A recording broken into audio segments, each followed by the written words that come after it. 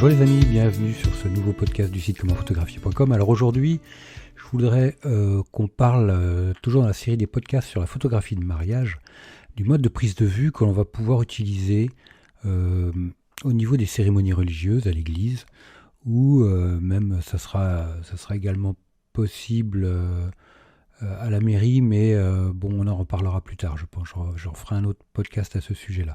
Au niveau du mode de prise de vue, quel type de mode de prise de vue on va pouvoir utiliser pour faire nos photos de mariage pendant les cérémonies religieuses?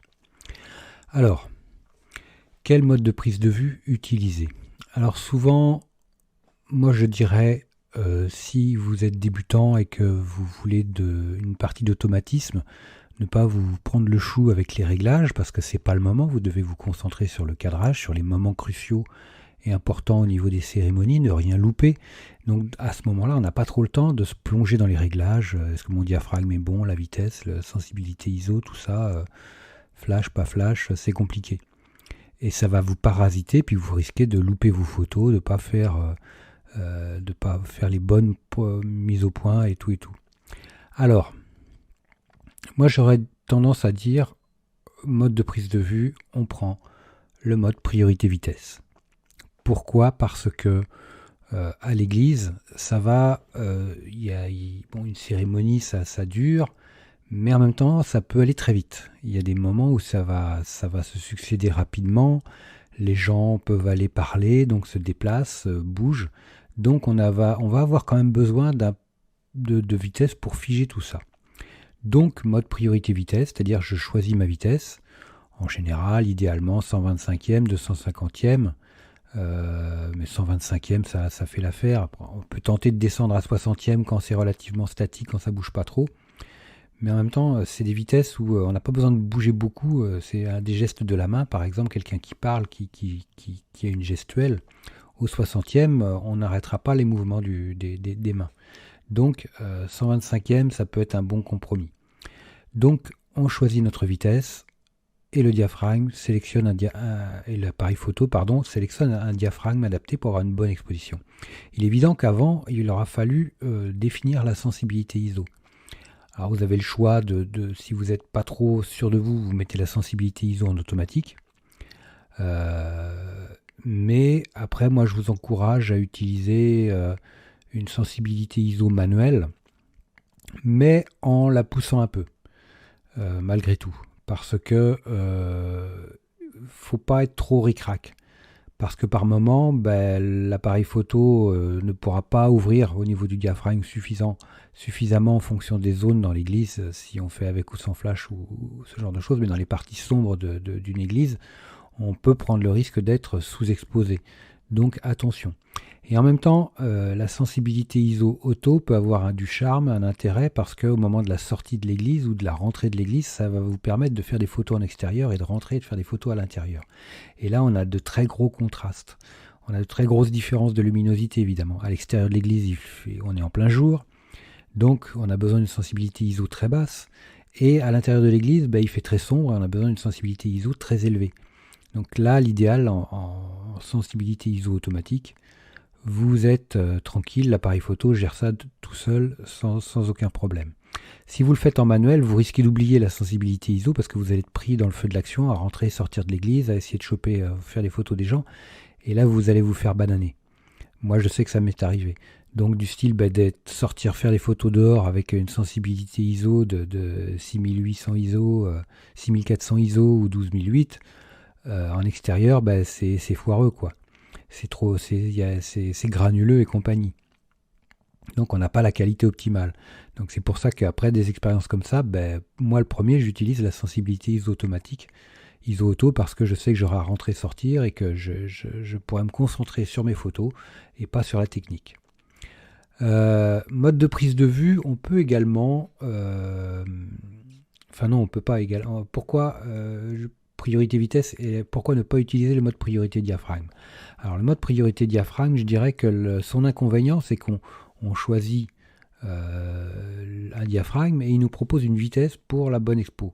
Mais le problème, c'est que pendant les cérémonies religieuses, souvent les ambiances sont sombres et on risque d'avoir par moment des vitesses peut-être un peu trop lentes. et on risque d'avoir des flous de mouvement, des flous de bouger, des choses qui seront peut-être pas adaptées, qui vont faire que nos photos seront pas top. Donc on a quand même un risque non négligeable de rater avec le mode priorité diaphragme. Après, pour éviter ce genre d'inconvénient avec le mode priorité diaphragme, parce qu'on va fermer un peu le diaphragme, on veut de la profondeur de champ, alors que bon, est-ce que c'est impérativement nécessaire? Pas tout le temps. Je dirais la profondeur de champ, elle sera importante quand on va faire des photos de couple dans l'église, mais bon, on va les mettre, sont souvent côte à côte. Quand les gens vont aux signatures, si on veut la main et le visage net en même temps, là, à ce moment-là, il est important de privilégier le visage de la personne qui signe. Si elle regarde le photographe, bien sûr. Si elle ne regarde pas le photographe, si elle regarde, le grand livre quand elle signe, à la limite, faites la mise au point sur la main et le crayon. Ça sera peut-être mieux. Puis si la tête est floue, c'est pas grave parce qu'elle ne regarde pas le photographe. Donc ça fait partie du décor.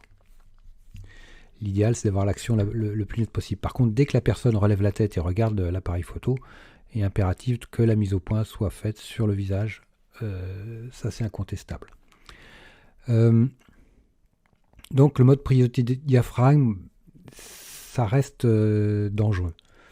Le mode programme peut être utilisé, peut être un mode intéressant à utiliser au niveau des cérémonies religieuses, parce que vous définissez une sensibilité ISO adaptée, 6004, 12008, à l'ambiance sombre de l'église, ou moins si nécessaire. Et puis après, vous avez juste à jongler sur les réglages, de tourner la molette dans un sens ou dans l'autre, puis vous voyez les couples vitesse-diaphragme que l'appareil photo vous propose. Et puis si vous n'avez pas le couple vitesse-diaphragme suffisamment intéressant pour vous, avec une vitesse et un diaphragme du style f8, 125e f8, si vous n'arrivez pas à avoir ce couple-là, montez la sensibilité ISO. Toujours, et puis n'hésitez pas, si par exemple il vous dit il faut être à 6004, montez à 12008. Ensuite vous aurez toujours des logiciels comme DxO Puro, Denoise pour retravailler le bruit et avoir des très belles images. Vous pouvez également utiliser le mode manuel. Je dirais là, ça peut être une solution intéressante. Quand on est débutant, ça peut être un peu épineux, mais encore une fois, mode manuel, vous choisissez votre vitesse, votre diaphragme, et vous vous mettez en ISO auto, tout simplement. Avec l'ISO auto, ça sera comme un mode semi-automatique, mode priorité, mode semi-automatique, c'est-à-dire que l'ISO auto fera que vous aurez une cohérence, globalement, une relative cohérence entre les photos, avec des expositions relativement linéaires. C'est pas toujours le cas, mais ça pourra être une solution. Donc je dirais, voilà, vous avez différentes possibilités, mais moi je privilégierais le mode priorité vitesse, le plus simple pour les débutants. Après, si vous êtes plus aguerri, si vous avez plus l'habitude de faire de la photo, après vous êtes libre. Utilisez le mode manuel, utilisez ce que vous voulez, il n'y a strictement aucun problème. Moi ce que j'apporte, c'est plutôt du conseil pour ceux qui débutent. Voilà les amis pour le mode de prise de vue pour les cérémonies religieuses. J'espère que ce podcast vous aura plu. Laissez-moi un petit commentaire, un petit coucou, laissez-moi un like. Moi je vous like super fort.